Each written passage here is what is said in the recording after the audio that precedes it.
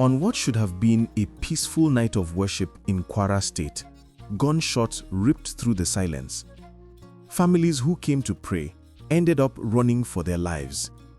A moment of faith turned into a scene of fear, bloodshed, and unanswered questions. This wasn't just another attack. This was a direct strike on a place people believed was sacred and safe. And now, Nigerians are asking, are places of worship becoming new hunting grounds for bandits? Or is this a warning of something much bigger? This is the Kwara Church Attack, and today on Blackish Gold Originals, we uncover why bandits are increasingly targeting churches and what it means for faith communities across the country.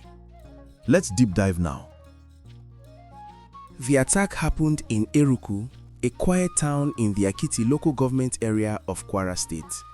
It was an evening church service, routine, familiar, and peaceful. Residents say the service had just settled into a moment of intense prayer when the first sound broke the silence. Not music, not worship, gunfire. According to witnesses, a group of armed men approached the Christ Apostolic Church from multiple directions, firing shots into the air and towards the building. Bandit groups in Nigeria have long focused their attacks on rural villages, highways, schools, and farmlands, areas where state security presence is weak and response time is slow. But in recent years, there has been a noticeable shift. Religious spaces, including churches and mosques, are increasingly becoming targets.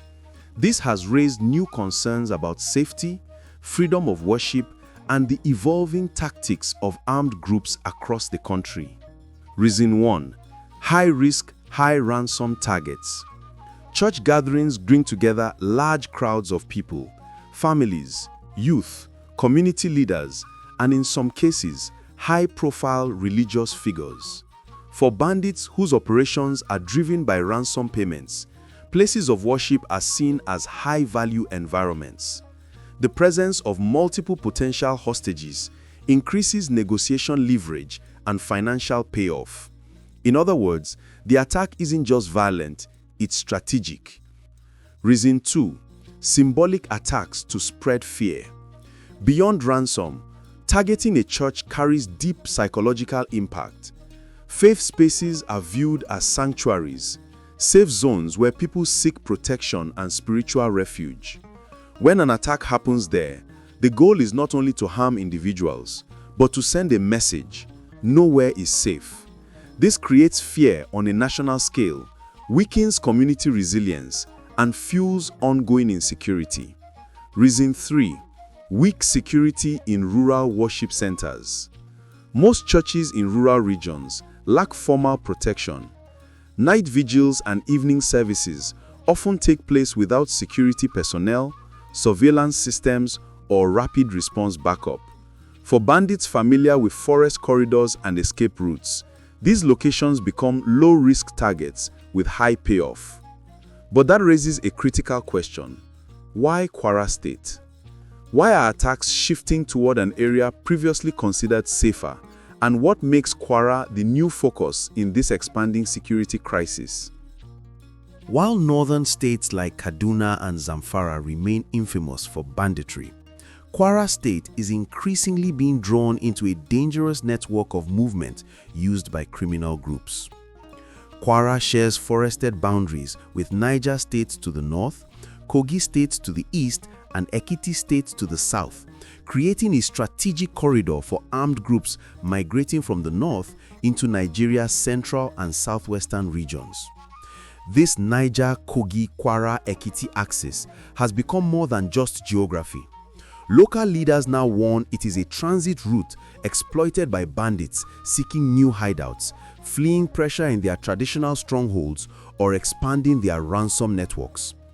In fact, according to security sources cited by Vanguard, as many as 10,000 well-trained forest guards are set to be deployed to confront criminal elements, with intelligence indicating that bandit kingpins from Kaduna like Bas Tuje and Soja have relocated to forested areas in Kwara and Kogi.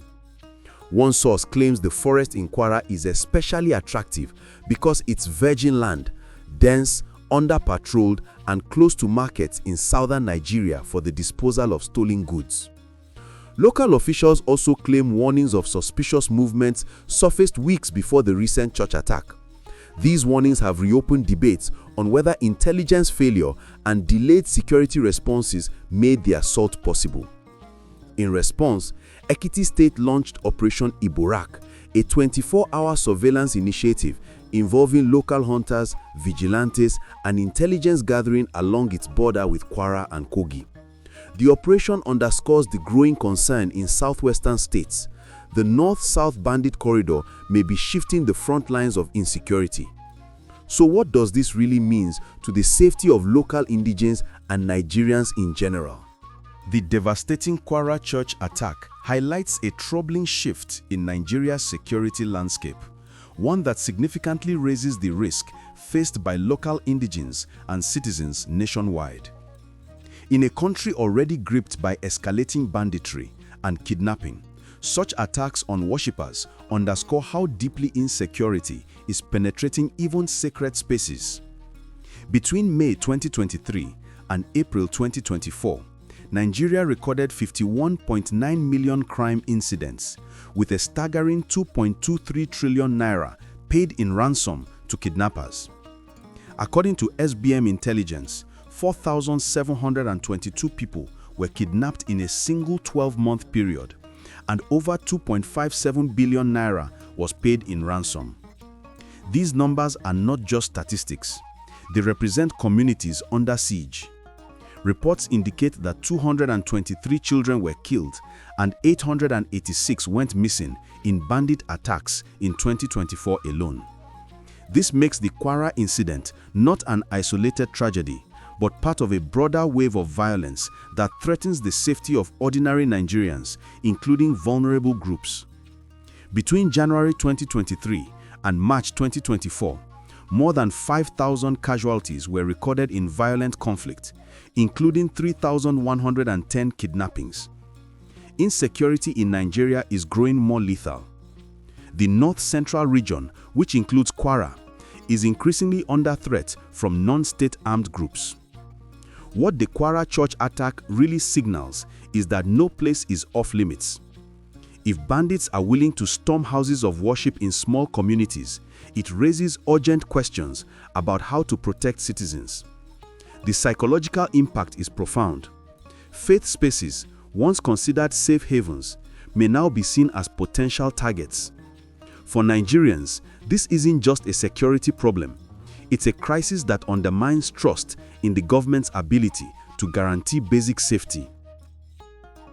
The Kwara Church attack is a stark reminder that no place is truly safe while armed groups continue to operate with impunity across communities.